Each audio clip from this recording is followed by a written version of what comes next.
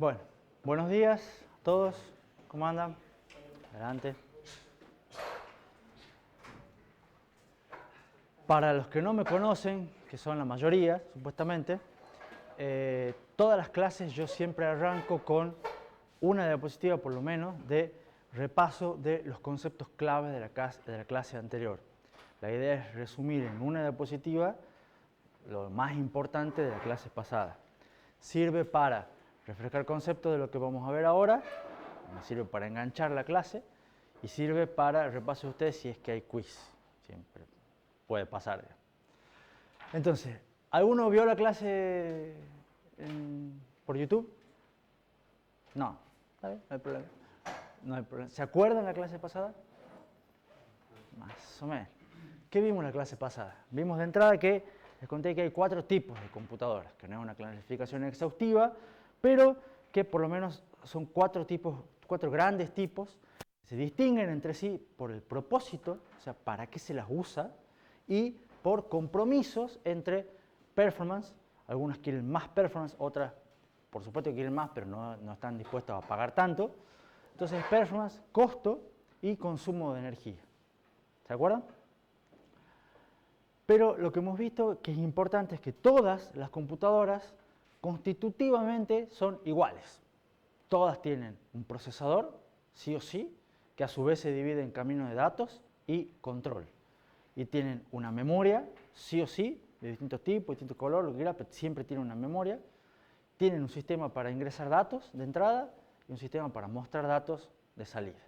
Siempre tienen las mismas 5 partes. Después les conté, hablando un poco sobre la memoria, dije que no me iba a centrar en los tipos de memoria, porque más o menos ya los conocen, no son tan relevantes, pero sí en una idea que era nueva, que era el principio de localidad. ¿Se acuerdan del principio de localidad?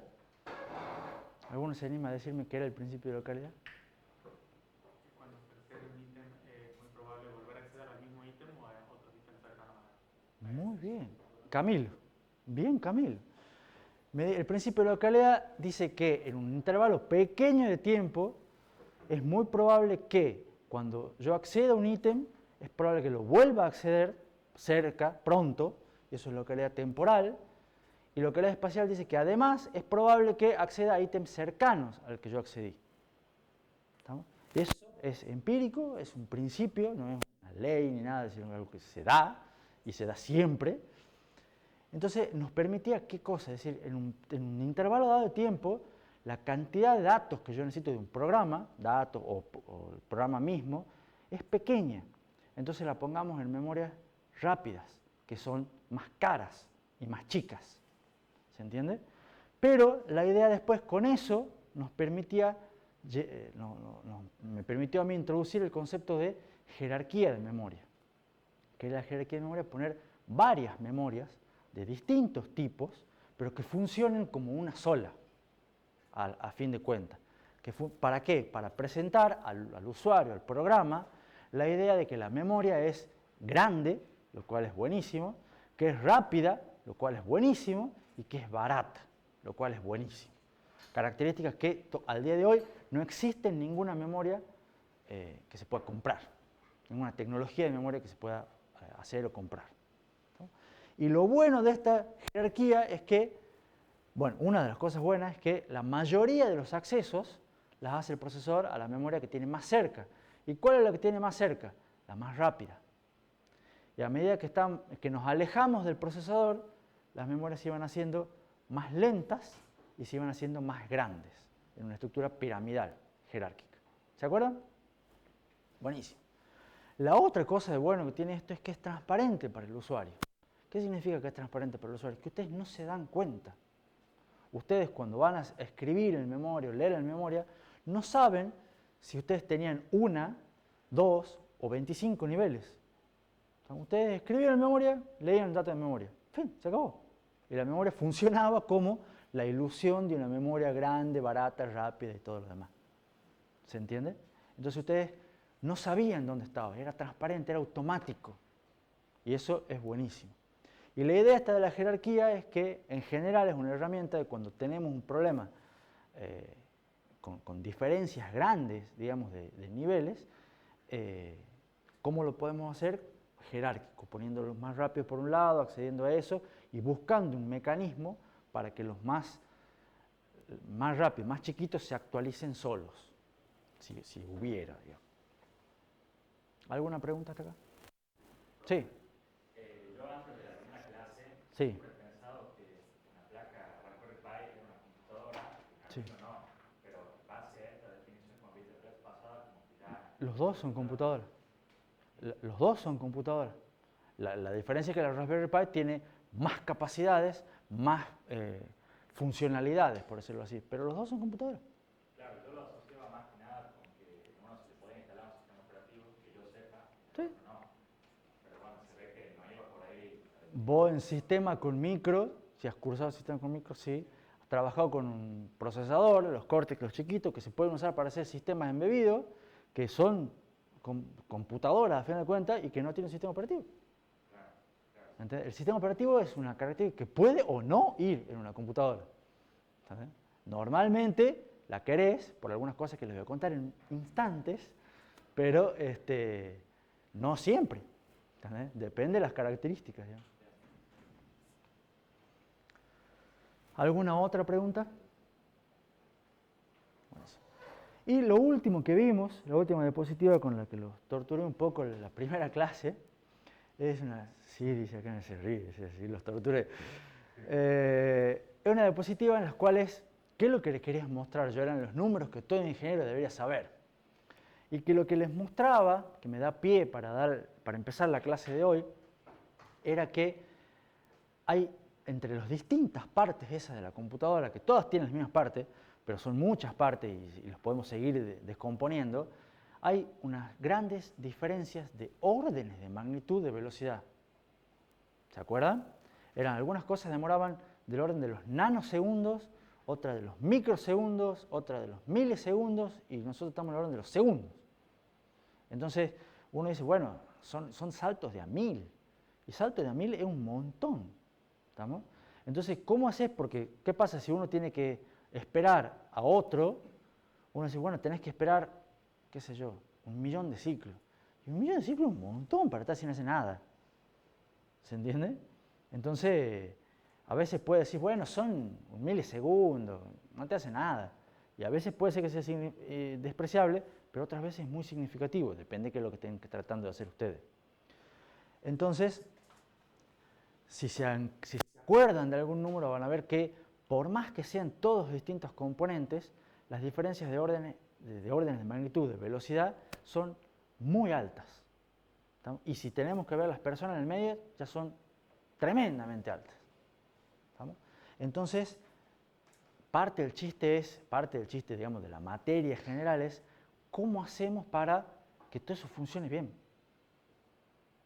¿Estamos? Por supuesto que no es algo que tenga una única respuesta, ni la vamos a ver, o sea, vamos a tratar de ver la mayor parte de responder esa pregunta durante el semestre entero, pero me sirve para darles un par de pantallazos más de lo que es la visión general de qué es arquitectura de computadoras. ¿Qué es arquitectura de computadoras? Lo que dice son técnicas, son herramientas que sirven para disimular esas enormes diferencias de latencia o de ancho de banda que tienen las distintas partes que componen la computadora. Es cómo hago para que todo funcione bien. Es una cuestión de organización, es una cuestión de diseño. Y esa organización y ese diseño es lo que vamos a ver para algunas de las cosas en la materia. Fíjense que esas diferencias de latencia son los motivos de muchísimas técnicas que vamos a ver durante el curso. Paralelismo a nivel de la instrucción, ejecución fuera de orden, ejecución especulativa, múltiples niveles de caché. ¿Alguno de esos términos les suena?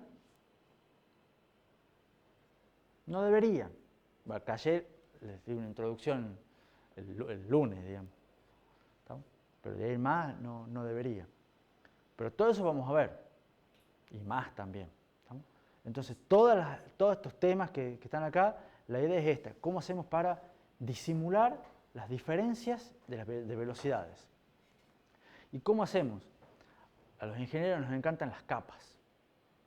¿Estamos? Supongo que ustedes ya han visto modelo OSI y un montón de cosas. Y van a ver ahora ingeniería de software, van a ver un montón de cosas parecidas. Pero nos encantan las capas porque somos medio ogros. Los ogros tienen capas. No sé si todos entienden la referencia. Bien, porque son muy jóvenes. Entonces, ¿por qué nos encantan las capas a los ingenieros? Porque son una herramienta para manejar abstracciones. ¿Estamos? Este es un concepto que los que si están viendo ingeniería de software o si no lo han visto antes, lo van a ver un montón. ¿Estamos? El concepto de abstracción, encapsulamiento. ¿Y por qué queremos una abstracción? Porque nos ayuda a concentrarnos en lo que es importante. ¿Estamos? Y dejar de lado ciertos detalles que en este momento no me sirven. ¿Se entiende? Y a su vez, entre las distintas capas de abstracción, se proveen ¿qué? Interfaces, para decir, entre esta capa y esta capa me comunico de esta manera. Entonces, de esa manera a ustedes les permite centrarse en algún nivel, en alguna capa, y decir, bueno, yo me voy a concentrar en hacer esto, y lo voy a hacer de tal manera. Y cuando me tenga que comunicar con la capa de arriba, me voy a comunicar de tal manera, y cuando me tenga que comunicar con la capa de abajo, me voy a comunicar de tal otra. ¿Se entiende la idea? Entonces, modelo por capas nos permite manejar abstracciones a través de interfaces. Acá básicamente está un esquema muy sencillo de que una computadora que tiene un hardware donde funciona todo, un software de sistema en el medio que se encarga de manejar el hardware y un software de aplicaciones que se encarga de, a través del software de sistema, usar el hardware. Cuando ustedes programan, normalmente programan acá. Cuando ustedes han visto otras materias que trabajan acá, como electrónica 1 y diseño lógico, van a ver otras materias, no es esta, en las cuales trabajan acá. Y entonces, ¿dónde entra arquitectura de computadora? No necesariamente en el medio, pero vas a ver cómo hace para coordinar todo. Es coordinación, o sea, no es un poco de esto, un poco de esto, un poco de esto. ¿Estamos? Es transversal. Ya lo vamos a ver. La pregunta que me hacen ustedes ahora acá es, usualmente, ¿qué es software de sistema? Software de sistema son todas las cosas que ustedes usan pero no programan. Las cosas que siempre están en la computadora. Por ejemplo, un sistema operativo. ¿Está bien? Ustedes lo instalan y a partir de ahí la computadora anda. Y después le conectan unos auriculares y la computadora solita dice, me has conectado a un dispositivo. O un pendrive. ¿Estamos? Todos saben lo que es un sistema operativo. Y lo van a ver después. Un compilador. El compilador es lo que hace que los programas realmente se ejecuten. Ya hace otra cosa, digamos, pero traduce, ya lo vamos a ver después. Enlazador, un linker, un programa ensamblador. Son todas cosas que están en la computadora que ustedes a veces usan, la mayoría de veces no, pero todo eso son pequeñas herramientas que hacen que realmente los programas de ustedes funcionen. ¿Estamos? ¿Habían escuchado hablar de algunos de estos términos? Sí. ¿Todos? No. ¿Dónde aparecen estos términos? Aparecen en este tipo de diapositiva, porque acá esto ya les debería sonar un poco más familiar. ¿Estamos? Ustedes normalmente trabajan, o la gente que programa, trabajan con programas que se los conoce como de alto nivel, lenguajes de alto nivel. ¿Estamos? Y en realidad escribe cosas crípticas como esas que están ahí, que la gente normalmente, la gente normal, digamos, que está fuera de esta facultad, no entiende. ¿Estamos? Porque esto es un lenguaje raro. Pero este lenguaje sirve para programar y están en un alto nivel. ¿Por qué es un alto nivel? Porque significa que hay otros niveles. ¿Estamos? ¿Y qué es lo que ejecuta la computadora? La computadora ejecuta esto y en realidad no.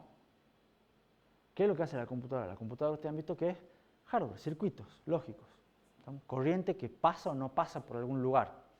¿Estamos? Física. Nos guste o no nos guste. ¿Cómo funcionan las computadoras? Las computadoras, con esos circuitos, ¿qué es lo que hacen cosas? Con un sistema que conocemos que es binario. ¿Por qué? ¿Por qué usamos el sistema binario? Por lo que dije recién, es corriente que pasa o no pasa. Si pasa es un 1, si no pasa es un 0. Y se acabó. ¿Estamos? Entonces con un sistema binario hacemos todo diseño lógico y todas las cuestiones que ustedes ya deben haber visto. ¿Estamos? Y eso, lo que a la larga una computadora ejecuta, es lo que se conoce como un lenguaje de máquina. Son unos y ceros. Corrientes que pasan y que no pasan. ¿Está claro? Pero ustedes no programan esto. ¿Por qué? Porque si esto es inteligible para la mayoría de las personas, esto es inteligible para todas las personas, incluidos nosotros, digamos. Ustedes no tienen ni idea de qué es lo que dice acá. Y está bien que no tengan, digamos. Pero las computadoras funcionan así. Entonces, ¿qué es lo que hacemos los seres humanos? Ponemos cosas en el medio, capas, para tratar de hacer esto de una manera más fácil. Y lo primero que se nos ocurrió es poner algo que se ve un lenguaje ensamblador, que también lo deben haber sufrido el año pasado. ¿Qué es lo que hace un lenguaje ensamblador?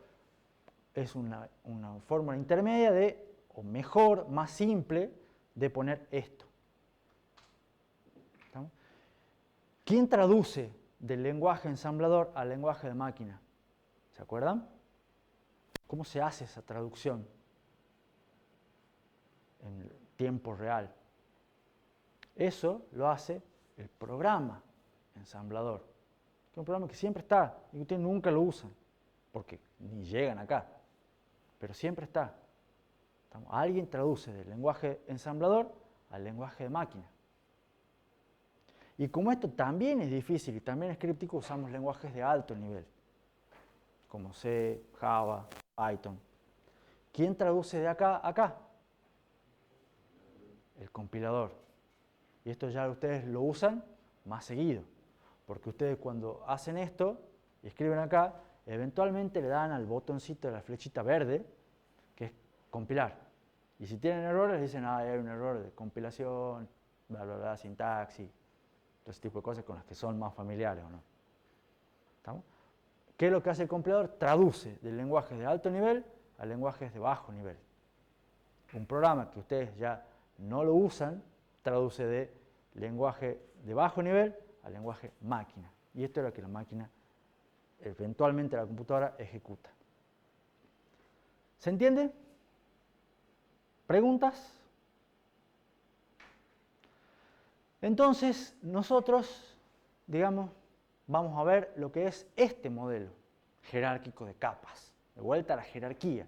Fíjense cómo la jerarquía va varias veces en varios temas en la misma materia. El tema 1 nomás. ¿Qué es lo que vemos acá? Acá tenemos un montón de capas. Y la idea es que a medida que estamos más abajo en la jerarquía es mayor, que dice, mayor complejidad para abajo. Y para arriba es mayor niveles de abstracción, es más fácil. Y para acá es más complejo.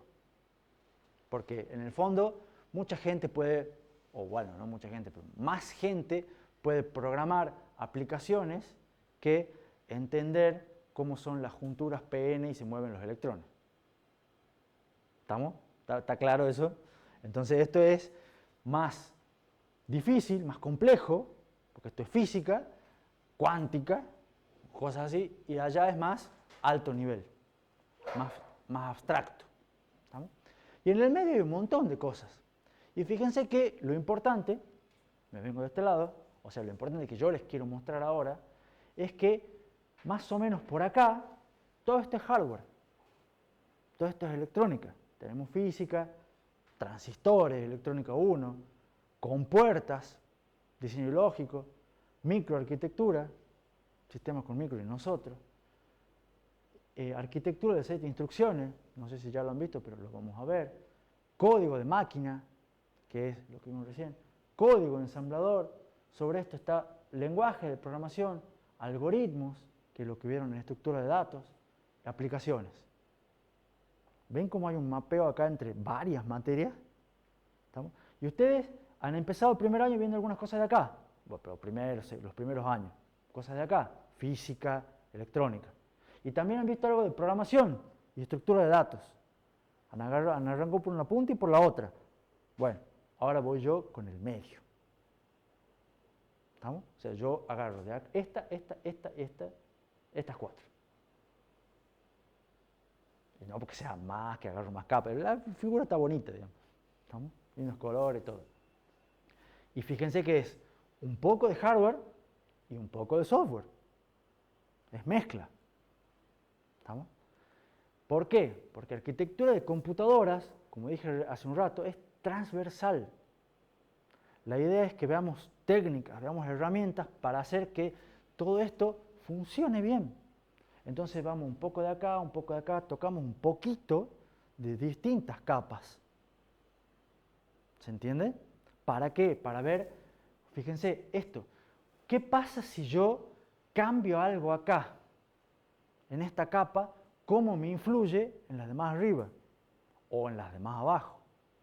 O si yo cambio un lenguaje de programación e invento un lenguaje de programación nuevo, ¿cómo me influye para acá abajo? ¿Cómo me influye para arriba? ¿Se entiende? Esas son las preguntas que vamos a tratar de responder en toda la materia. No es que vamos a ver, bueno, sí vamos a ver un montón de cosas de ahí del medio en particular, pero la idea es cómo se van relacionando las distintas capas. ¿Entiende? Y después, esta otra pregunta que es muy buena. Ustedes van a tener un problema, yo les voy a dar, no problema de práctica o problema de ejercicio, pero problema de la vida real como sea. La idea es que vamos a ver, o deberían ver, es que hay muchas soluciones posibles para un problema, varias veces, idealmente. Entonces la idea que les quiero plantear es, cuando haya una solución para el problema, ¿conviene hacer un programa que lo solucione o conviene hacer un circuito que lo solucione? ¿Se entiende más o menos el extremo? ¿Se puede hacer una solución por hardware o se puede hacer una solución por software? ¿Qué tiene de bueno una? ¿Qué tiene de bueno la otra? ¿Y cuál me conviene? ¿Cómo? Usualmente más rápido por hardware, usualmente se va a comportar más rápido por hardware, pero hay que ver si es más rápido hacerla. ¿Entendés? Capaz que decir, bueno, un código lo hago en 10 minutos y funciona. Un circuito, bueno, que demora un día. Entonces capaz que quieras algo rápido para ver un prototipo y lo haces por código. Y está bien. ¿Estamos? Pero entonces la idea es que ustedes conozcan y manejen las capas y digan, me conviene hacer esto, me conviene hacer esto, o si yo cambio una cosa acá, me afecta lo de abajo o me afecta lo de arriba. ¿Se entiende? Es un pantallazo. ¿Preguntas? ¿Y qué más? Arquitectura de computadoras es una disciplina, digamos, de todo lo que es ingeniería en computación, que lamentablemente, o para bien, según el punto de vista de la cara de la moneda que ustedes quieran ver, es muy dinámica. ¿Estamos? Muy dinámica en el sentido de que cuando ven otras materias, diseño lógico, han visto compuertas, registros, multiplexores, ¿qué más han visto? Memorias RAM y ROM, no me acuerdo qué más. Más o menos son las mismas memorias y mismos multiplexores desde hace, no sé, 40, 50 años. ¿Estamos? Alguna variante, que esto, que lo otro. Cuando han visto otra materia como estructura de datos, ¿qué han visto? Algoritmos de ordenación, la burbuja, quicksort, algún otro, no viene el caso. Seguramente han visto pilas, filas y no me acuerdo qué otra cosa más. Son las mismas estructuras de datos. Y ustedes dicen, bueno, arquitectura de computadora más o menos también va a ver lo mismo.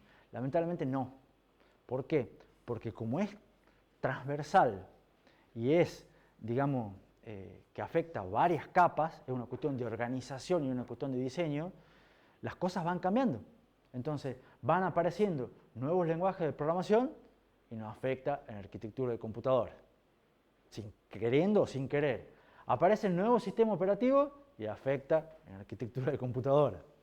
¿Se entiende? Aparecen nuevas aplicaciones y afecta en arquitectura de computadora. Alguien inventa un aparato nuevo, una cosa nueva, afecta un avance de tecnología y afecta en arquitectura de computadora. Entonces, lo bueno es que esto se va moviendo y se mueve rápido. Lo malo es que se va moviendo y se mueve rápido. ¿Estamos? ¿Se entiende? Lo que sí hay acá, una flechita que la puse como roja, que es la historia. ¿A qué me refiero con la historia? Normalmente esto es una cuestión de, hoy en día funciona y ustedes se compran una computadora que hoy, digamos, tienen plata y van y compran una computadora, ¿qué es lo que esperan? Primero, que les dure. ¿Estamos? Y a su vez esperan que todo lo que ustedes venían haciendo funcione en esa computadora. ¿Estamos? Esperan que de algún modo todo sea compatible. ¿Está claro? Entonces, ¿cuál es el problema? Que a medida que va pasando el tiempo, ¿cuántas cosas más queremos que sean compatibles? Cada vez más. Entonces, a la larga, esto, la historia, digamos, el peso de las cosas ya hechas, es una cuestión que frena un poco el avance y frena un poco la evolución. ¿Por qué? Porque queremos que todo lo que está antes siga funcionando. De algún modo, pero que siga funcionando. ¿Estamos? Nunca falta aquel que dice, ay, me han dado ganas de jugar al... si digo el príncipe de Persia, ¿lo conocen? Sí, lo conocen, bueno. Y entonces va y hacen un emulador, toda la cuestión, para que el príncipe de Persia le ande en su computadora con la placa NVIDIA GTX 4000, o el número que sea. ¿Pero se entiende el punto? ¿Estamos? Entonces, ¿qué es lo que pasa? Además, todas estas cosas van cambiando permanentemente. Entonces esto tiene otra implicancia. Que yo vengo acá y les digo, miren, hoy en día esto es así, y esto funciona así. Y ustedes me creen, porque no les queda otra. Y rinden los parciales, aprueban y se quedan con que las cosas es así. Pero la realidad es que las cosas es así hoy. Ayer quizá era de otra manera. Y mañana no tengo idea cómo va a ser. ¿Se entiende? Entonces, ustedes no pueden decir en 10 años, cuando ya sean ingenieros y sean exitosos, o sea, no, lo que pasa es que el ingeniero mayor Padilla me ha dicho en una clase que esto era así. ¿Sí? Era así hace 10 años. ¿Se entiende? Entonces, por eso es que en esta materia yo no voy mucho a la cuestión tecnológica de hoy, sino que yo les muestro, hoy es así, pero yo lo que me gustaría que ustedes aprendan son los criterios, los principios de por qué eso hoy es así. ¿Por qué? Porque el día de mañana esto va a cambiar. Y ustedes se van a recibir entre los 2 años y ya no sé si va a ser lo mismo, y van a trabajar dentro de 10 años y capaz que las computadoras sean diferentes. ¿Estamos? Pero los criterios y los principios fundamentales, posta que son los mismos. Si ustedes lo han entendido bien eso, van a poder adaptarse a los cambios que pasan dentro de 10 años. ¿Se entiende? Esa es mi idea. Vamos a ver si funciona. Dentro de 10 años me cuentan. ¿Preguntas? Bueno, para hacer un pantallazo, ¿qué cosas hay diferentes en la arquitectura de computadoras hoy de los que era hace 20 años, por decir un número? Hay nuevas tecnologías, literalmente como les puse en la diapositiva anterior, la tecnología cambia. Y cosas salieron. En el 2019 hubo una gente que hizo el chip más grande de la historia. Se los voy a contar, porque hasta en una época era la clásica, esto se hace así y no se puede hacer más grande. Y no se puede, hasta que vino alguien y lo hizo. ¿Estamos? Y pasó hace 5 años, o sea, tampoco es tanto, digamos. Hay nuevas necesidades de procesamiento, y estas ustedes las deben conocer. En algún momento, ustedes saben lo que es Machine Learning, inteligencia artificial, aunque no sean expertos, apuesto que lo usan. De una manera directa o indirecta, pero todos deben usar ChatGPT. Bueno, en un día no había ChatGPT y un día todos usan ChatGPT. ¿Es así o no es así? Bueno, eso hace 3 años no existía. No existían o no existía con el empuje, con la fuerza y con el volumen que hay hoy en día. Entonces hoy en día la mayoría de computadoras que se usan en el mundo son para hacer cosas de inteligencia artificial. Porque es lo que está de moda. Y está bien, está buenísimo. ¿No? Entonces, esto es algo que hace 10 años no existía. O no existía como es ahora. ¿No? Entonces requieren nuevas capacidades de procesamiento. Con las comunicaciones pasa lo mismo. O sea, hoy en día tenemos todo acá 4G, o más o menos. Y ya hay algunos lugares del mundo que está 5G y ya se está pensando en cosas nuevas. Y cada vez que aumentamos la velocidad, aumentan las necesidades de procesamiento. Queremos procesadores más rápidos para que ejecuten más cosas, más transferencias en la misma cantidad de tiempo. Los televisores son más grandes, las películas vienen en mayor definición, etcétera, etcétera, etcétera. Todo requiere cada vez más procesamiento. A su vez también hay nuevos problemas. En el 2018, hace 6 años, cuando ustedes estaban todavía en la secundaria, se descubrieron problemas de seguridad. Y dijeron, che, lo que estábamos haciendo estaba mal. Y no nos habíamos dado cuenta. ¿Sabes? Y se han dado cuenta hace relativamente poco. Y esto se venía haciendo desde hace 50 años, 60 años. Entonces las cosas van cambiando. ¿Se entiende? ¿Alguna pregunta con respecto a todo esto? ¿Vamos bien hasta acá? Bueno. Entonces ahora, para terminar el tema 1, me quedan unas pocas diapositivas que voy a hablar de sistema operativo. ¿Todos saben lo que es el sistema operativo? A ver, ¿quién me dice que es un sistema operativo? ¿Quién se anima? ¿Nombre? Juan. Juan. Bastante bien, bastante bien. Te preguntaría qué recursos y todo demás, pero para hacer un primer approach, bastante bien. Y en realidad la otra pregunta que se deberían hacer ustedes es, ¿por qué me habla del tipo este de sistema operativo? Sistema operativo es otra materia, la cual no me quiero meter, por lo menos por ahora, digamos, pero que lamentablemente muchas veces la voy a nombrar durante toda la materia. Entonces, por eso yo les hago una pequeñísima introducción ahora de qué es un sistema operativo y les voy anticipando que se las voy a nombrar. ¿Por qué? Por lo que les dije hace un rato, arquitectura es transversal. Muchas de las cosas que ustedes van a hacer y otras cosas van a decir, no, bueno, de eso se encarga el sistema operativo. Y ahí es un alivio y a veces es un problema, porque hay que ayudarlo al sistema operativo. ¿Estamos? Entonces vamos a estar muy vinculados, o sea, yo les voy a contar un montón de cosas ahora y voy a decir, esto lo van a ver en sistema operativo, esto tienen que, lo van a ver más adelante. Y en sistema operativo después, no puedo dar fe, pero deberían hacer cosas. ¿Se acuerdan con la arquitectura han visto tal cosa? Ah, ¿y se acuerdan cuando habían visto no sé qué otro concepto? Entonces ahí van a ver que se mezclan bastante.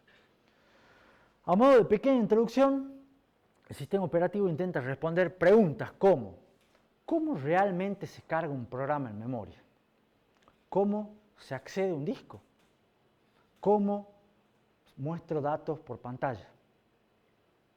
A la larga son todas cosas que son transparentes, porque uno conecta, enchufa y se ve, pero la realidad es que eso tiene que suceder de alguna manera, o sea, alguien hizo algo para que eso funcione así. ¿Estamos? Y el que se encarga de hacer todas esas cosas es el sistema operativo. No alcanza solamente con el hardware. Se necesitan en general interfaces, un montón de interfaces, algunas físicas y algunas lógicas. Interfase física es necesito un conector HDMI para poder mostrar algo por pantalla. ¿Estamos? Y necesito que, lo ideal sería que todas esas interfaces sean transparentes, porque ustedes no saben realmente qué pasa cuando ustedes enchufan un cable HDMI y se muestra algo por pantalla. ¿Estamos? Y no les importa tampoco, porque hay alguien que se encarga de eso. ¿Quién es el que se encarga de eso? El sistema operativo. ¿Estamos? Además, como bien dijo Juan, hay que optimizar los recursos. ¿Por qué? ¿Por qué hay que optimizar los recursos? Porque son compartidos. ¿En qué sentido? Primero, ¿qué son los recursos? Recursos son todas las partes de la computadora. ¿Estamos? El mismo procesador, la memoria, el disco, la impresora, el monitor, todas las partes de la computadora son utilizadas por muchos programas. ¿Estamos? Algunos medio simultáneamente, otros no, pero son utilizadas por muchos. Entonces la idea es que todos los programas las puedan compartir. ¿Y compartir cómo? Con esa premisa, que sea equitativo, que no haya ningún programa que no deje a los demás, ¿estamos? Que sea seguro, que no haya programas que se quieran meter donde no les corresponde, que sea confiable, que sea transparente para que el usuario no tenga que andar metiendo mano en código y que sea simple.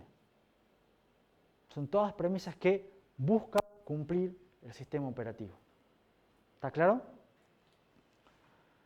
Para poder hacer todo esto, la parte de optimización de recursos, el sistema operativo necesita un concepto que es importante, que es el concepto de multitarea.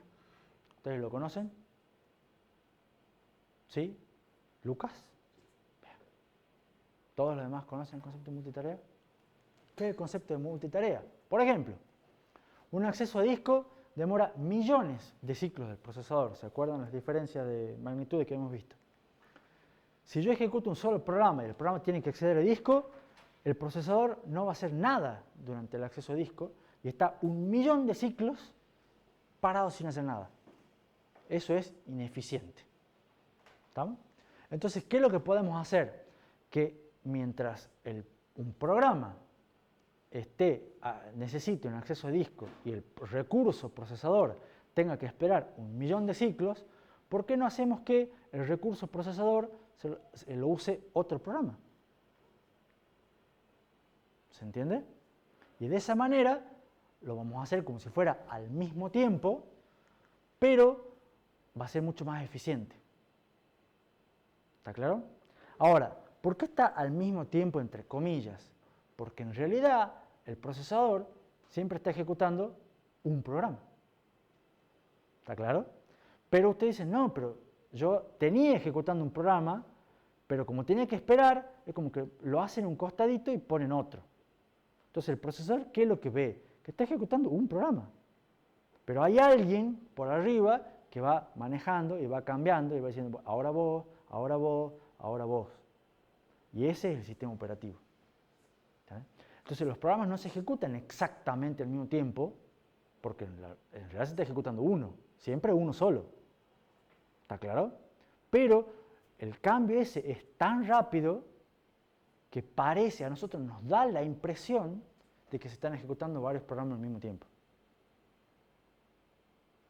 ¿Se entiende la idea? Esa es la idea de multitarea. Y la clave es que los programas se ejecutan, la palabra clave es, se ejecutan concurrentemente. Y hay todo un capítulo de la materia del sistema operativo que se llama concurrencia. A ver cómo hacen eso bien. ¿Está claro lo de múltiples programas ejecutándose simultáneamente? Ahí en la computadora tengo, por lo menos, ¿llegan a ver la pantalla? No, ¿no? Pero, ¿ustedes saben cuántos programas está ejecutando esa computadora? ¿O alguno te estima un número? Ahora, esa, en vivo, ya. 100. ¿Alguien da más? ¿Alguien da menos? Yo lo que veo así a simple vista que tengo PowerPoint, el OBS para grabar y tengo abierto el explorador de archivos. 3. ¿Qué opinan? Y bueno, en el administrador de tareas figuraría en el resto de la tabla y pico, digamos, en segundo plano. Bien, la idea es que todos entienden lo que ha dicho Leandro, o sea, 3 son los programas grandes, los programas visibles. De hecho hay uno más, visible y grande. Windows, el sistema operativo, está corriendo también. Y es el que se encarga de manejar todos los demás. Y si ustedes ponen el administrador de tareas, le va a aparecer programas y aplicaciones de usuario, tenés 3. Pero si vos hagas uno de cuáles son los programas que están corriendo, aparece un listado que no sabemos ni qué es. ¿Estamos? ¿Por qué? Porque hay un montón de cosas que están por detrás, que no están ejecutando, etcétera, etcétera. Pero hay un montón. Y la idea es que todo eso están ejecutando en este mismo instante, concurrentemente. ¿Está claro? Buenísimo. Pero lo importante es que cada programa cree que está solo. Cada programa, ahí PowerPoint dice, yo tengo la computadora para mí y no hay nadie que me moleste. Y el OBS dice, no, yo tengo la computadora para mí y no hay nadie que me moleste. Y el OBS no tiene idea que está PowerPoint y PowerPoint no tiene idea que está el OBS. ¿Estamos? Y eso es buenísimo, eso es deseable. ¿Estamos?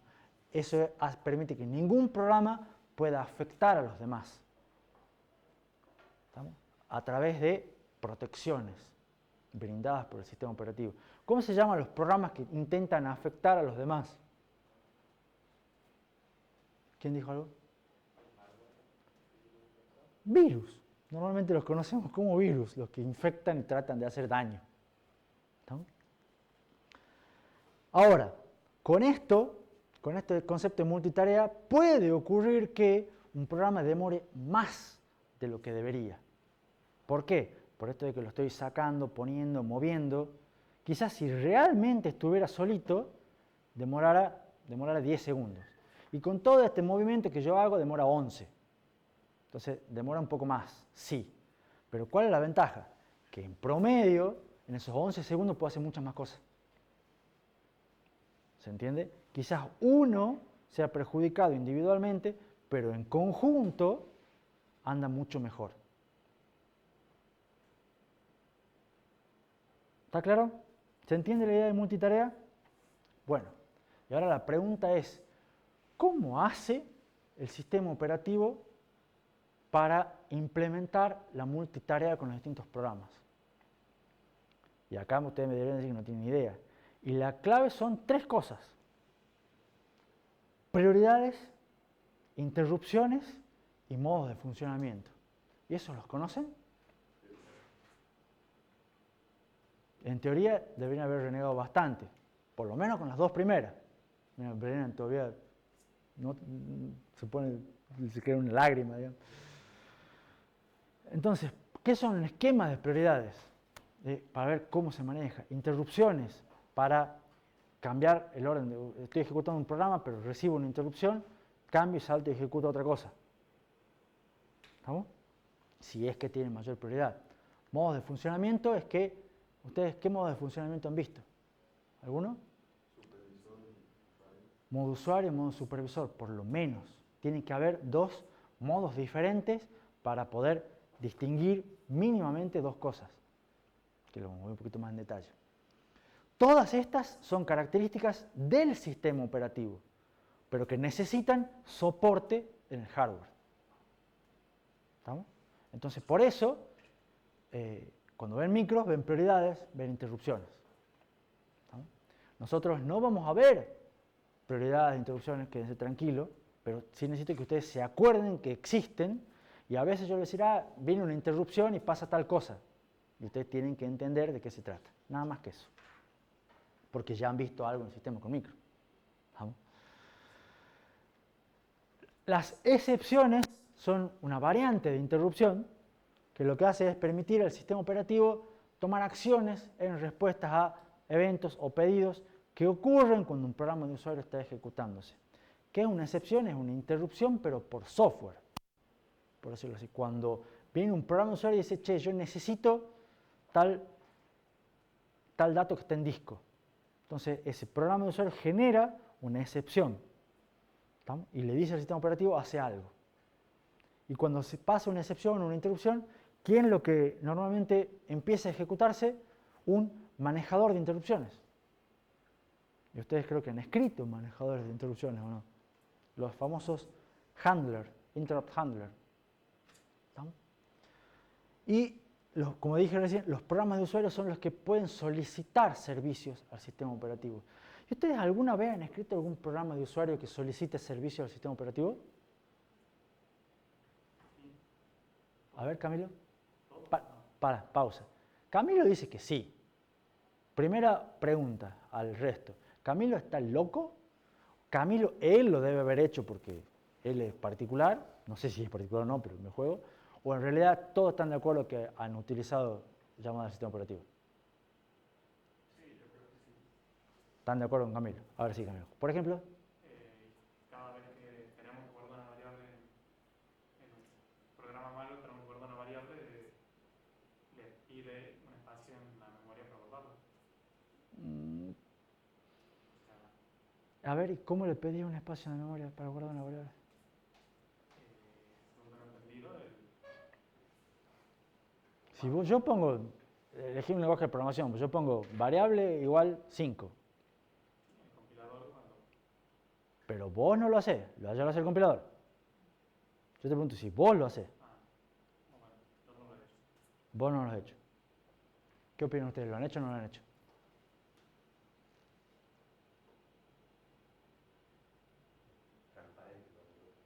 No, sí lo hacen. Por ejemplo, ustedes están haciendo algún programa en programación 1 y querían mostrar el resultado por pantalla. ¿Qué hacían? Un print. Y la instrucción print es una instrucción de C. Print, printf, o no me acuerdo cómo se llama. Estrictamente no.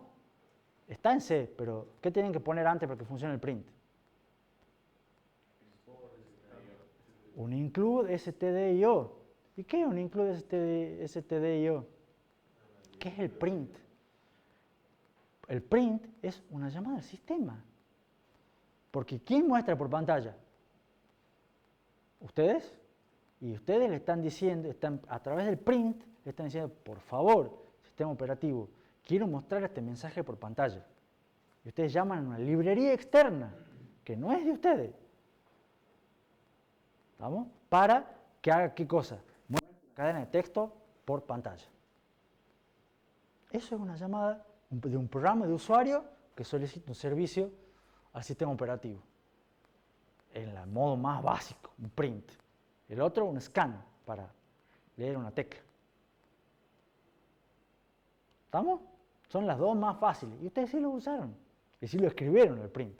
Y lo siguen escribiendo. ¿O no? ¿Estamos? Pero ustedes no muestran las cosas por pantalla. Ustedes piden al sistema operativo que le muestre por pantalla. Porque ustedes no controlan la pantalla. Esa es la clave. Bueno, y de modo de funcionamiento, que es lo que menos deben haber visto en sistemas con micro, es que en general hay dos. Lo mínimo que se necesita es modo usuario y modo supervisor. El modo supervisor, también llamado modo kernel, es el modo que no tiene ninguna restricción, es el que maneja todo. Y el modo usuario, en el que normalmente nos manejamos nosotros, es el modo que está restringido. Tiene algún tipo de restricción. ¿En qué modo trabaja el sistema operativo? Modo supervisor. ¿Por qué? Porque es el que tiene que controlar todo. ¿Estamos? PowerPoint trabaja en modo usuario. El Windows trabaja en modo supervisor. Por supuesto, normalmente no hay dos niveles de usuario. Todos los procesadores más nuevos y las arquitecturas manejan muchos más niveles de usuario a niveles de anillos concéntricos, capas de vuelta, cada vez más restrictivo o cada vez más permisivo. El procesador que vamos a ver en el curso tiene 3. Los procesadores de Intel y AMD creo que tienen 7, 9, no viene el caso. ¿Estamos? Pero son distintos y que van aumentando o disminuyendo la cantidad de restricciones o permisos que pueden trabajar. Pero lo importante es que mínimamente hay 2. ¿Estamos? Y tiene que haber 2. A menos que yo no vaya a utilizar ningún sistema operativo. ¿Estamos? Ahora, ¿cómo sé yo en qué estado estoy? ¿Cómo sé yo el programa que se está ejecutando? ¿Cómo sabe el procesador, el recurso procesador, si está ejecutando un programa usuario o un programa sistema operativo? Si a la larga son instrucciones. ¿Se entiende? Para eso hay, en algún lado, el procesador tiene que manejar un registro de estado que le dice muchas cosas, un status register, les debe sonar. ¿Estamos? Y el registro de estado les dice en algún lado un bit que dice en qué modo se está ejecutando. Siempre tiene que haber. Y ustedes siempre, el procesador sabe si están en el modo usuario o en el modo supervisor. ¿Estamos? Y a su vez, vamos a ver también que hay instrucciones que son llamadas instrucciones privilegiadas. Instrucciones que solamente se pueden ejecutar en modo supervisor. No se pueden ejecutar en modo usuario. Si ustedes tratan de ejecutar una instrucción en modo usuario que no deberían, les salta un error de protección. Dice, usted está tratando de hacer una cosa que no puede. No tiene permiso para hacerla. ¿Estamos? Entonces, con todas estas herramientas que son interrupciones, prioridades, modos de funcionamiento e instrucciones privilegiadas, son las maneras en las cuales el sistema operativo puede implementar multitarea. Y de esa manera hacer que el manejo de recursos de las partes de la computadora sea mucho más eficiente. ¿Está claro? ¿Preguntas? ¿Ninguna? Buenísimo. Resumen del tema 1, 4 tipos principales de computadoras, todas compuestas por los mismos componentes, que son esos que están ahí. Vimos el principio de localidad, temporal y espacial. Vimos el concepto de jerarquía de memorias, cuyo objetivo es presentar la ilusión de una memoria grande, rápida y barata. Vimos el concepto de multitarea para no perder tiempo esperando. Vimos el rol del sistema operativo, que es manejar de manera eficiente los recursos compartidos, presentar interfaces más simples a los usuarios y proveer mecanismos de seguridad y protección. Y vimos que arquitectura de computadoras son esquemas, herramientas de organización para disimular las enormes diferencias de latencias, de tiempos, de ancho de banda de los distintos componentes. Sirve para coordinar distintos niveles de abstracción y que está sometida a constantes fuerzas de cambio. Ese es el resumen del tema de introducción a la arquitectura de computadoras. A modo de finalización también, siempre yo tengo una diapositiva de agradecimiento, no siempre, pero casi siempre, porque no todas las diapositivas las hice yo, sino que ahora estoy yo, pero antes hubo otro profesor, ninguno lo debe llegar a conocer, pero él hizo algunas diapositivas, me las pasó a mí, yo las voy cambiando y voy mejorando, pero y antes de ese hubo otro y fueron de otro lado, entonces siempre está bueno, digamos, reconocer a los que vinieron antes. Entonces, en general, nunca está de más una diapositiva de agradecimiento. Con esto, yo diría que hagamos un recreo. Tomen aire, vayan al baño, o hagan lo que tengan ganas, y en 10 minutos arrancamos con tema 2.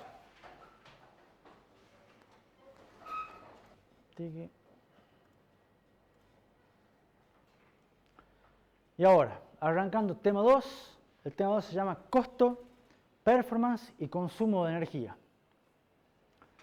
Como siempre, como les comenté, arrancamos tema, vemos cómo estamos en el cronograma. Por suerte, tema 2, estamos bien, digamos, estamos on track. Tema 2 y 3 son similares en el sentido de que vamos a ver muchos temas que nos sirven de introducción general a todos los temas que vamos a ver más adelante. Digamos. ¿Qué es lo que vamos a ver en esto? Bueno, lo que dice el título del tema, costo, performance y consumo de energía. ¿Estamos?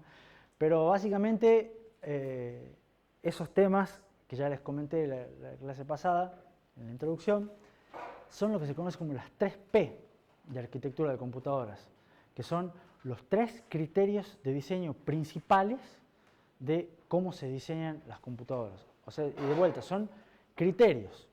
Entonces, la idea es que siempre va a estar el costo, la performance y el consumo de energía como herramientas para evaluar cuán buena es una cosa o un diseño, una técnica, una herramienta, una idea. ¿Estamos? Siempre tenemos que evaluar por esas 3 cosas. Y para las 3 vamos a ver tendencias de cómo van moviéndose y evolucionando en función del tiempo. Esta vez también hay lectura recomendada del libro, son más secciones del capítulo 1 que, si lo ven, son Price, Performance y Power. Básicamente, 3 secciones distintas. Y estas 3 son cosas adicionales, anexas, que dan un ejemplo de un procesador. Este está bastante piola de cómo pueden mejorar un código de multiplicación de matriz en Python. Y acá vemos unas cosas adicionales, pero el grueso son esta. ¿Alguno buscó el libro? ¿Consiguieron el libro? Mira, consiguieron el libro. Porque Cheridón me comentó que lo había buscado y no lo había podido conseguir. Eso no sé, pero si lo busca, se lo encuentra. Cualquier cosa, después me avisan. Digamos. ¿Alguno leyó el libro? Un poquito. Por lo menos lo elogiaron para ver qué onda. Bueno, está bien. Bueno, Lucas. Martín. ¿Te había preguntado antes? No. Bueno, ¿qué más? Esta probablemente sea este tema es uno de los temas más electrónicos que vamos a ver. Porque voy a empezar a hablar de la primera P, price, costo. Que no es P, costo, pero todos me entienden. Y para evaluar el costo voy a hablar del proceso de fabricación de circuitos integrados. ¿Conocen el proceso de fabricación de circuitos integrados? Supuestamente sí. Sí, acá hubo un par de caras, otro que también que empezó a transpirar. Dice, no, de vuelta a materiales. Yo lo que quiero hacer es, por un lado, ver que se usan un poco más o menos las materias de dependencia y les voy a contar desde mi punto de vista qué es lo que yo pretendo que ustedes sepan de procesos de fabricación de circuitos integrados. Y ustedes me van a decir, esto ya lo sabíamos, esto no, y vamos contando. Es breve, quiero creer. Todo arranca con un lingote de silicio. ¿Saben lo que es un lingote de silicio? A la larga un salame, un salamín grande, porque es grande, de silicio duro, material pesado. Semiconductor, ¿estamos? ¿Qué pasa con ese lingote de silicio? Lo cortan. Hay un proceso que se llama slicer, que es, lo rebanan en fetas. ¿Estamos? Y lo hacen, una vez que lo cortan en fetas, ¿qué es lo que queda? Lo que se conocen como obleas. ¿Escucharon el término obleas? Una oblea de silicio es un disco, ¿estamos? Del lingote cortado. ¿Te vemos bien? ¿Qué hacen con estas obleas? Lo que hacen son un montón de procesos,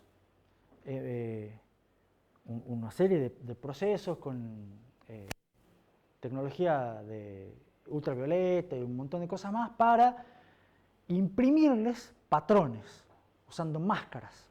¿Estamos? Y acá lo que hacen es ponen sustratos P, sustratos N, otra capa de aislante, una capa de esto, una capa de lo otro, y ponen un montón de cosas para hacer los transistores, todo lo que ustedes han visto en otras materias, y a la larga, ¿qué es lo que obtienen? Una oblea, pero ya impresa, con lo que ustedes quieren. ¿Está claro? Para poder imprimir esto se usan lo que se conoce como máscaras. Entonces, se hace una máscara y se imprime, digamos, es ultravioleta, el cosa iba a decir fotosensible, pero no es fotosensible, pero la idea es que como que van poniendo y van depositando sobre la oblea, a veces van cavando, a veces van poniendo cosas encima, según distintas máscaras, hasta que van haciendo la superposición de un montón de cosas y forman la oblea impresa. ¿Está claro? ¿Vamos bien hasta acá? ¿Qué hace cuando tienen la oblea impresa? Lo primero que se hace es se la testea. ¿Para qué? Porque normalmente acá hay defectos, hay impurezas. ¿Les suenan defectos e impurezas? Entonces me dicen, che, este cuadradito no va, está mal. Entonces lo van marcando y lo anulan. Y después, ¿qué es lo que hacen? Hay otra máquina que se encarga de cortar. Y lo que hace esta oblea, que todavía sigue siendo un disco grande, lo rebanan en cuadraditos. Lo cortan en cuadraditos, porque esto tiene un patrón que normalmente es rectangular. ¿Estamos? Y cuando lo cortan en cuadraditos, ya lo que hacen es descartan los cuadraditos defectuosos. ¿Vamos bien hasta acá? ¿Qué hacen con los cuadraditos que pasaron el primer test y ya están cortados? Lo que hacen es lo empaquetan. ¿Qué es empaquetarlo? Porque en realidad los chips son chiquititos. Y ustedes dicen, bueno, no, pero yo me compré un procesador y era así de grande. ¿No? Porque ese es lo que ponen en la motherboard. Pero lo que ponen en la motherboard es un empaquetado, que lo que hace es poner el chip, que es chiquitito, un montón de pines que pueden ser manejables por el usuario. ¿Está claro? Porque en realidad esto es chiquitito, esto es grande. ¿No? Grande, manejable, con las patitas, el tipo de soldadura, etcétera, etcétera, etcétera. Entonces al chip este lo empaquetan. ¿Y qué queda después? El chip empaquetado. ¿No? ¿Y qué se hace con el chip empaquetado? Se lo testea de vuelta.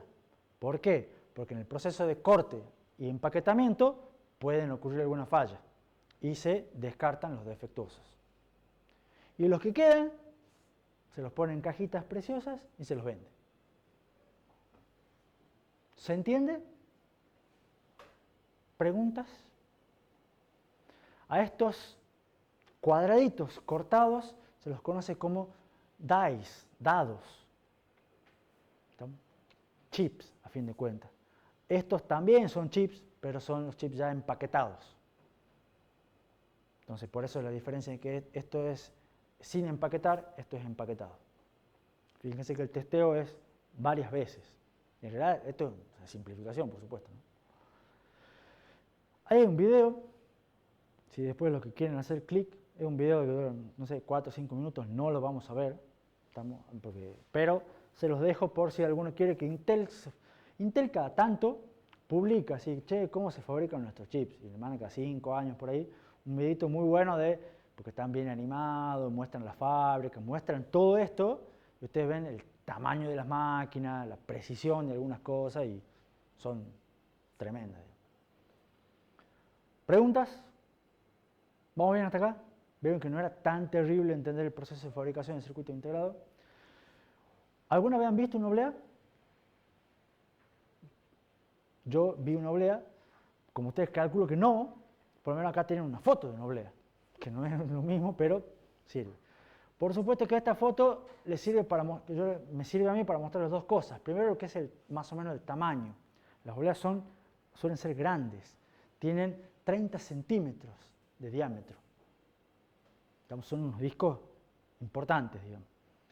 Y en realidad estos, que son 300 milímetros, 30 centímetros, viene siendo un estándar desde el año 2000. Antes tenían otros tamaños, en el 2000 dijeron, che, vamos a hacer los lingotes de 30 centímetros, sí, lo hagamos 30 centímetros de diámetro, y desde ahí no lo tocaron más. Todos los chips que se fabrican desde el 2000 hasta hoy parten de una oblea de 30 centímetros de diámetro. Y otra cosa que me sirve es, por supuesto, los colores son una cuestión de refracción de la luz, pero sí se logra distinguir, con un poco de imaginación, ciertos patrones regulares impresos en la oblea.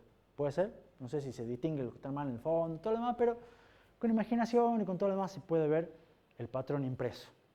¿Por qué la oblea es circular si los componentes son cuadrados? Vos sabés que la pregunta parece, no sé si escucharon la pregunta de Martina, ¿por qué la oblea es circular si los componentes son cuadrados? Es una muy buena pregunta. ¿Estamos? No sé la respuesta, ¿estamos? Pero imagino que por cómo se hace el lingote de silicio, por un proceso químico del material, no sé qué cosa, las obleas son circulares. Y son circulares y siempre han sido circulares. Y el hecho de que las obleas sean circulares y lo que se imprime en las obleas sea rectangulares es un problema, que lo vamos a ver en 2 o 3 diapositivas después, digamos. Pero ¿por qué no hacen obleas cuadradas? No sé. Sí es más fácil ver por qué no hacen chips circulares, porque es más difícil, pero no sé por qué son las obleas, realmente parten de un cilindro y debe ser que es más fácil, digamos. Pero siempre fue así. ¿No? Pero me gusta, porque ¿saben por qué me gusta la pregunta de Martina? Porque pregunta ¿por qué? Y esas son unas buenas preguntas. Bien, Martín, punto para Martín. Y a modo de contarles anecdóticamente, un procesador tiene un Core i7 de segunda generación, viejísimo a esta altura del partido, pero estaba hecho en una tecnología de 32 nanómetros. ¿Saben a lo que se refiere a una tecnología de 32 nanómetros? Después vamos a entrar en más detalle. Cada chip de estos medía 20 por 10 milímetros. Más o menos tenía 218 milímetros cuadrados. ¿Está? Un rectángulo. Entonces, en este tamaño, con este tamaño de chip, entraban más o menos 300 chips por oblea. De un solo saque se imprime, el proceso se hace, si se corta bien y salen bien, salen 300 chips. ¿Estamos?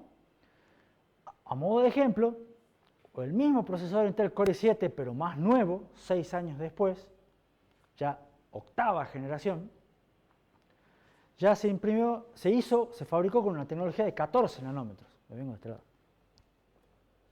¿Estamos? ¿Esto qué implica? Que los transistores son más chicos. ¿No? Entonces, a la larga, ¿qué me permite eso? Que ahora cada chip mide 9 por 16. A la larga, tiene más o menos 150 milímetros cuadrados. Entonces, ustedes ya me sirve este ejemplo para mostrar no solamente el proceso de fabricación, hacerlo más chico, hace que el rectángulo este sea más chico, el área es más chica, y como la oblea es fija, es constante de hace 24 años. ¿Qué implica eso? Que puedo sacar más chips por oblea. Entonces, si el proceso es más o menos el mismo, ¿qué me conviene a mí?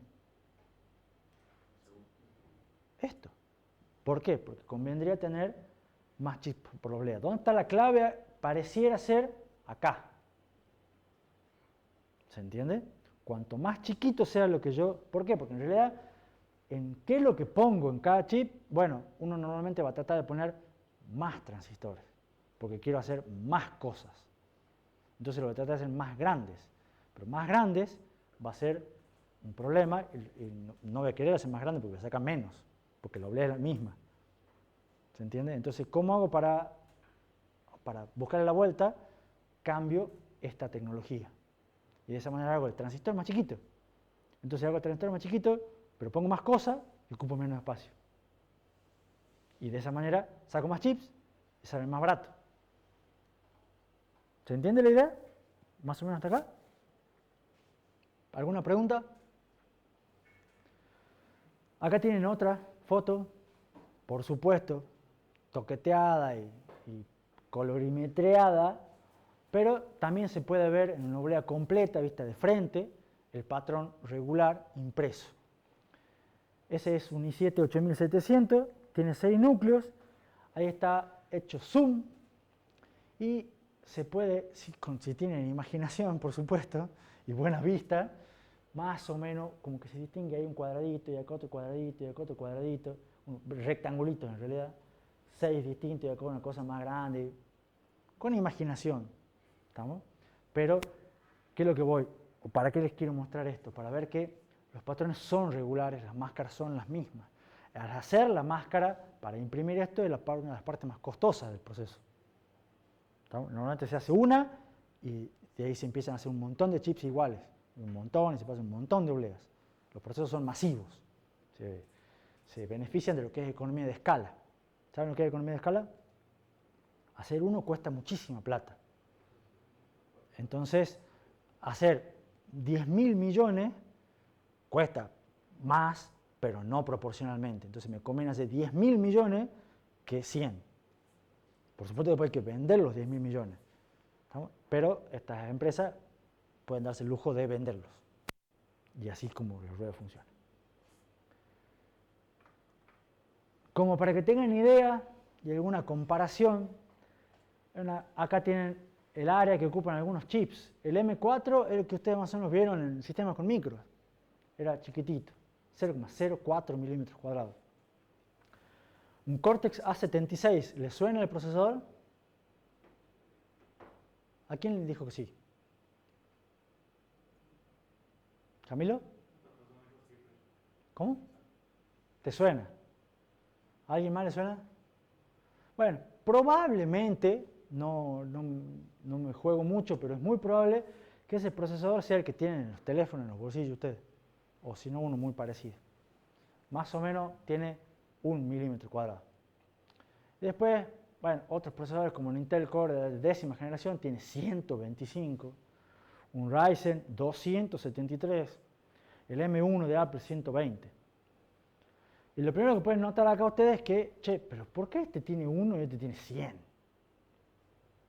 Porque la verdad es que esto es el procesador en sí, esto es un montón de cosas más. Estamos hoy en día acá, tienen 100, pero estos tienen cache, son en realidad, usted compra un Ryzen 9, pero no compran el procesador, pero en realidad tiene un montón de núcleos, con un montón de memoria, con un montón de otras cosas. ¿Se acuerdan del Apple que les había mostrado que tiene un procesador neural, placa de video integrada? Bueno, entonces, por eso son estos más grandes. ¿Estamos? Estos, los de arriba en general, son solamente el procesador de verdad, por eso son más chiquitos. ¿Estamos? Y además hay otro factor que hay que tener en cuenta. ¿A alguno se le ocurre cuál puede ser? El que les mencioné recién, el proceso de fabricación. No es lo mismo 100 milímetros cuadrados en un proceso de fabricación que 100 milímetros cuadrados con otro proceso de fabricación. ¿Por qué? A fin de cuentas, los dos son 100 milímetros cuadrados. ¿Estamos? Pero en uno puedo poner mucho, si los transistores son más chiquitos, puedo poner muchos más transistores y hacer más cosas. ¿Se entiende? Entonces, que les den un número solo no significa nada. Les tienen que dar un número con más datos. ¿Qué es lo que incluye? ¿Cuál es el proceso de fabricación? Entonces, la idea de esta diapositiva no solamente es darles una idea, que más o menos los completos andan en 100, 200, los chiquitos andan en 1, 3, ¿estamos? Sino mostrarles que los números solitos no sirven para nada. Hay que ponerlo en un contexto y decir, che, pero ¿qué me estás mostrando acá? ¿Y cómo lo has hecho? ¿Cómo llegó a este número? ¿Se ve? Ese es el análisis crítico. Ahora, ¿cómo se calcula o estima el costo de los circuitos integrados? Bueno, nosotros vimos que, les mostré cómo es el proceso de fabricación, entonces vemos que el costo de un chip puede ser más o menos el costo de la oblea dividido en cuántos chips por oblea saco. O sea, yo tengo una oblea que tiene un costo fijo, vamos a imprimirla y hacer todos esos procesos que habíamos visto para hacer una, es fijo. Ahora, si de esa saco 100 chips, voy a tener un costo, y si saco 200, el costo por chip va a ser más barato. ¿Está claro o no? Hay un factor raro ahí, que es este yield, se pronuncia extraño en inglés. ¿Sabe? Ese yield, ya lo vamos a ver, digamos, es lo que se conoce como un factor de producción. ¿Qué es el yield? Ese yield es el que trata de cuantificar los defectos, las impurezas. ¿Se acuerdan que cuando se terminaba de hacer la impresión, o sea, el lingote en realidad es el que viene con defectos de por sí, por su fabricación? Entonces ustedes lo imprimen y cuando lo imprimen dicen, che, este está mal, este salió mal, este salió mal. Y eso es por oblea. Entonces, las fábricas tienen lo que se conoce como un factor de producción, ¿no? Que depende de la fábrica y del proceso y del lingote. Entonces, más o menos se establece como el factor de producción es cuántos chips salen sin defectos como el total de chips. En realidad es mucho más difícil, pero para que tengan una idea es más o menos un factor de producción del 97% se tiene. Cuanto más alto, mejor. ¿No? Y la cantidad de chips por oblea es simplemente el cociente entre el área de la oblea dividido en el área del chip. ¿No? Y acá está parte de lo que dice, lo que había mencionado Martina, de hay que descontar los bordes. Porque yo estoy tratando de meter cosas rectangulares en algo circular. Entonces, cuando lo impriman, van a imprimir todo. Y van a quedar en todo el borde del círculo un montón de pedacitos de chips incompletos. Estamos que a la larga todo eso hay que descartar. ¿Y el área Sí. de la oblea no estaba estandarizada? El área de la oblea está estandarizada. Estos son 300, o sea, el diámetro es 300 milímetros. ¿Cómo era la superficie de pi por radio cuadrado? ¿O no? Sí, creo que sí, no me acuerdo de la fórmula. Sí. O sea que en ese caso solamente podemos incluir en el área del chip. Sí. No, o sea, en este caso podemos influir solamente en el área del chip, sí. O sea, los diseñadores pueden influir en el área del chip. El área de la oblea es fijo, el costo de la oblea es fijo y el yield está determinado por la fábrica. ¿Estamos? Entonces, como dice Leandro, solamente podemos influir en el área del chip. Yo creo que quiero que el costo sea alto o sea bajo. Bajo. Entonces, el costo de la oblea es constante más o menos, yo puedo modificar la parte esta de acá, chips por oblea. Esto quiero que, este denominador quiero que sea bajo o alto. Alto. Entonces yo quiero que esto sea alto. ¿Estamos? El área de la oblea es fija. El área del chip yo quiero que sea bajo o alto. Bajo. Van bien con las matemáticas. ¿Estamos? Entonces lo que queremos es que el área sea chica. ¿Estamos? Pero si yo reduzco, o sea, si reduzco el área, aumento la cantidad de chips por oblea. Buenísimo. Al reducir el área me aumenta el yield. ser más preciso en impresión. O sea, que pueda utilizar más los bordes significa que me aumenta la cantidad de chips por oblea. O sea, a la larga, cuando es más chiquito voy a poder más y obviamente voy a poder poner más cosas en los bordes, ¿entendés? Porque tengo mayor precisión. Pero ¿por qué me aumenta el yield? Porque hay que ser más preciso en la impresión y en el corte, entonces hay más probabilidad de error. No. Pero puede ser que haya algo de eso, ¿no? O sea, no es la respuesta que yo espero, pero no está tampoco tan errada, digamos. Angie.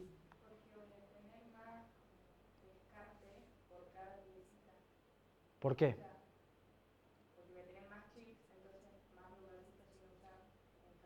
No, no es por eso, pero no estás tan lejos. ¿Alguna otra idea? El yield tenía que ver con las impurezas. ¿Estamos? Entonces, les voy a hacer un pequeño dibujo. Vamos a aprovechar. Es más, vamos a aprovechar y voy a, para que se vea mejor. Ustedes tienen una oblea circular, malísimo dibujado, pero no importa, se entiende, donde tienen, estos son impurezas. ¿Estamos? Yo resulta que voy a hacer unos chips que son así de grandes.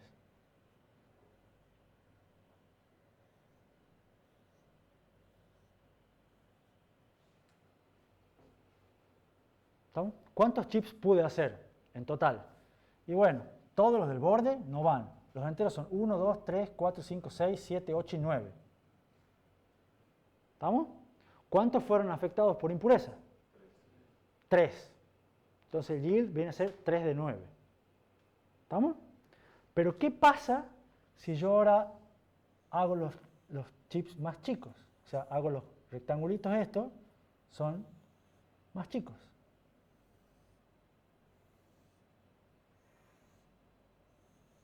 Creo que me faltó una acá. ¿Las impurezas cambiaron? No, yo no toqué. ¿Cuántos chips hice? Vamos a poner a contar, son más de 9, está claro. ¿Y a cuántos afectan las impurezas?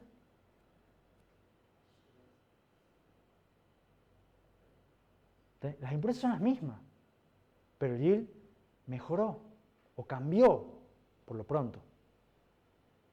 ¿Se entiende? ¿Y qué es lo que cambié yo? Simplemente hice el coso más chiquito. El lingote es el mismo, las impurezas son las mismas, pero cambié el tamaño, entonces los afectados son otros. ¿Se entiende? Entonces el yield va a cambiar. Y acá yo tengo, supongamos que antes tenía el yield, los sin defectos en realidad eran 6, el total eran 9, entonces tenía un 66%. Acá los sin defectos, no sé, serán 20 de 23, entonces me va a aumentar el yield, mejora el yield. ¿Cuesta lo mismo el tema de fabricarlo de esas dos maneras? Me imagino que no, ¿verdad? ¿A qué te referís? ¿Al proceso de fabricación? Es lo mismo, es lo mismo. O sea, vos que cambiaste acá es el área, no cambiaste el proceso. O sea, haces una máscara diferente, pero la máscara que tenés que hacer una máscara. ¿Se entiende? Y la tenés que pasar por las mismas máquinas y la tenés que cortar.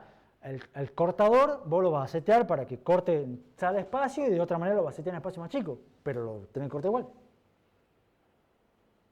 ¿Se entiende la idea? ¿Se entiende por qué aumenta el yield? Es por las impurezas. Fíjense que igual sigo descartando lo de los bordes. Y quizá ahora descarte más pedacitos más chiquitos. ¿Estamos? Pero lo que me interesa es que mi impureza, que antes me afectaba una porción, ahora me afecta una porción más chica. Entonces el yield mejora. ¿Estamos? ¿Qué más? Entonces, reducir el área del chip es el objetivo.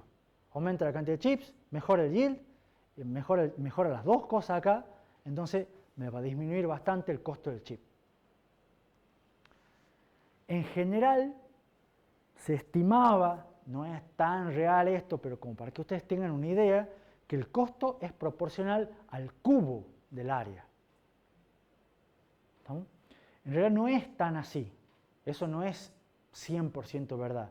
Es una estimación que les hago, y les digo que es mentira, pero para que ustedes vean, decir, che, voy a agrandar un poquito el chip, porque quiero agregar tal funcionalidad y lo quiero agrandar un poco.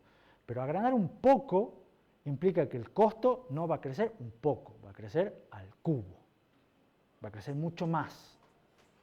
¿Estamos? Porque el agrandar un poco afecta a todo esto, afecta a la cantidad de chips, a los bordes, al yield. Entonces es un efecto que tiene, o sea, tiene varios efectos secundarios. Entonces el impacto más o menos es del orden del cubo, no es lineal. Entonces normalmente tienen que tener mucho cuidado y prestar mucha atención realmente cuando ustedes digan quiero agrandar mi chip, quiero agregar más funciones, quiero poner una placa de video adentro del procesador. Agrande el área del chip, va a aumentar el costo y notoriamente. ¿Va a valer la pena o no? Después vemos. ¿Se entiende? O le voy a poner más caché, más memoria. Va a agrandar el área del chip, va a aumentar notoriamente el costo.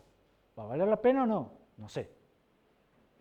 Pero la idea que me gustaría que se queden es que el costo más o menos es proporcional al cubo del área, o por lo menos que no es lineal y siempre es mayor el aumento. ¿Alguna pregunta? ¿Estamos bien? Tengo para una diapositiva más. Lo que queda claro acá es, nosotros queremos reducir. ¿Estamos? Normalmente yo les digo, agregar cuesta. ¿Estamos? Pero agregar se agrega funcionalidad, se agrega transistores para poder hacer más cosas o hacer más rápido algunas cosas. Entonces, ¿cómo reduzco el área? Normalmente la manera de reducir el área es reduciendo el tamaño de los transistores. Y eso es lo que se conoce como el proceso de fabricación, en inglés es el feature size. ¿Por qué? El área de chip se reduce mejorando el proceso de fabricación. Y acá ustedes tienen más o menos una evolución de el tamaño de los transistores en escala logarítmica, tengan en cuenta, ustedes son ingenieros, y acá la evolución del tiempo en escala lineal. ¿Estamos? Y ustedes ven algo que más o menos se parece a una recta, con escala, con todo lo demás, pero parece una recta. Tengan en cuenta que la escala es logarítmica, entonces eso no es una recta, de verdad. ¿Estamos? Es una recta con esta escala. Y fíjense que más o menos va teniendo una tendencia que se cumple esa recta y se va achicando en el paso del tiempo el tamaño de los transistores. Entonces, esta es la manera de reducir el área, mejorar el proceso de fabricación. Y acá tenemos, bueno, un micrómetro, 100 nanómetros, 10 nanómetros. Y más o menos nos estamos moviendo en ese orden hoy en día. ¿Ustedes conocen algunos procesos de fabricación actuales? ¿Algunos números? ¿No? No tienen por qué conocerlo, pero ahora les voy a contar un poquito. ¿Y tienen idea que son 10 nanómetros? Más que un número bonito, cosas así. Por ejemplo, el virus del COVID tiene un diámetro entre 50 y 200 nanómetros. O sea que los transistores que estamos manejando son bastante más chiquitos que un virus popular. Y el del dengue anda por ahí también, entre 40 y 60 nanómetros. El virus. ¿Estamos? Entonces, si nos estamos moviendo en menos de 10 nanómetros, son chiquititos los transistores, son muy chiquititos. ¿Estamos? Son poco más que conjunto de átomos.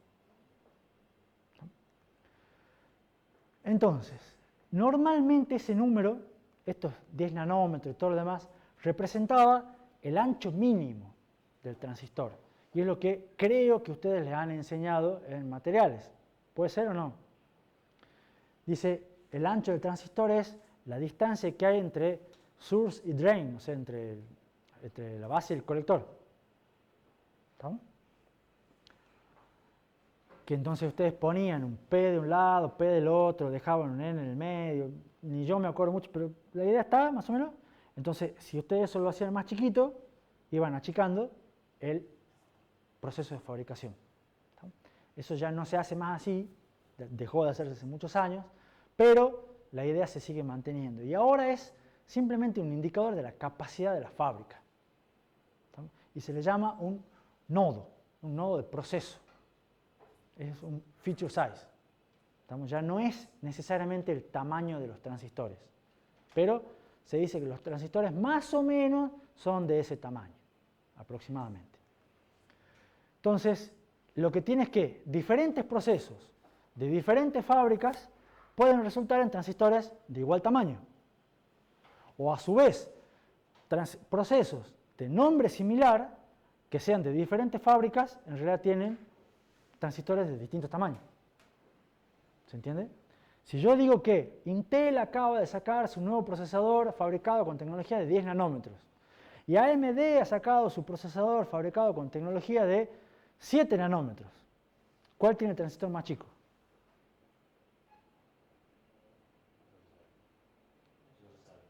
La realidad es que no se sabe. El 7 es más chico que el 10, estamos todos de acuerdo. Pero realmente el proceso de fabricación no se sabe. Lo saben solamente los tipos de AMD y los tipos de Intel que lo han hecho, nadie más. Porque además estamos hablando de, esos son diferencias competitivas. Hay plata y muchas cosas porque de eso funcionan, digamos. Entonces, nadie sabe realmente cuánto es el ancho. Y si alguno logra hacer un poquito más, no le va a decir a nadie. Porque ahí es donde hacen plata esas empresas. Entonces, eso es secreto. Entonces, te dicen el numerito y lo presentan con una diapositiva hermosa y todo demás, pero la realidad es que anda más o menos por ahí. ¿No? Pero no implica que sea más chico. Cada empresa fabricante de procesadores tiene su propia fábrica, que se las llama foundries, y que tiene su propio proceso de fabricación. Intel tiene el suyo, AMD trabaja con una de Taiwán, TSMC, Samsung tiene el suyo, por nombrar algunas. Y no hay muchas más fábricas. Fábricas a nivel mundial son, o empresas grandes son, no se llegan a 10, las que hacen chips. ¿No? Y trabajan así en 10 nanómetros, 7, por ahí andan, digamos. Ahora están un poquito más bajos, digamos. Normalmente la escala, vuelvo diapositiva atrás, esta escala que es logarítmica y que tiene saltos así, si ustedes la siguen, son escalas de un factor de 0,7. Un factor de 0,7, una reducción de 0,7, permite la escala, la pendiente que vimos recién, era de 0,7.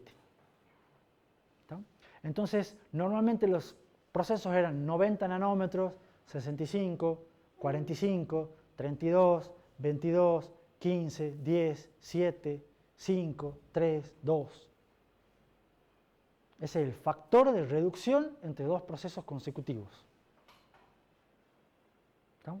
Cuando ustedes achican de un proceso al proceso siguiente, achican normalmente en un factor de 0,7. El proceso. ¿No? Y eso permite que el área se reduzca aproximadamente a la mitad. ¿Entienden todos por qué?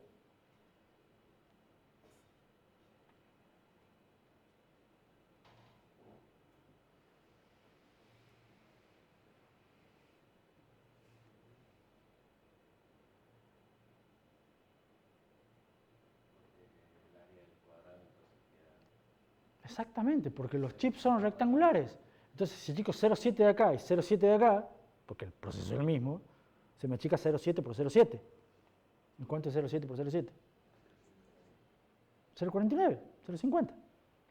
Entonces, al mejorar un proceso, el mismo chip lo hago que ocupe la mitad del área. ¿Se entiende? Con el factor de reducción de 0,7. ¿Está claro eso para todos o no? Y lo importante de esto es que nosotros como ingenieros deberíamos prestar atención a detalles, no al marketing, de vuelta. Todos los años se hacen presentaciones de Intel va a sacar su nuevo procesador fabricado con que permite todas estas ventajas enormes. ¿No? Y algunas son ciertas, otras no sé. Apple hace lo mismo, Nvidia creo que tuvo ayer o anteayer una presentación parecida, todos hacen lo mismo. Pero hay que tener en cuenta, ojo, veamos realmente los detalles. Y, bueno, esta la dejamos para después. Cortamos acá. ¿Alguna pregunta? ¿Todo entendido? Bueno, nos vemos el viernes.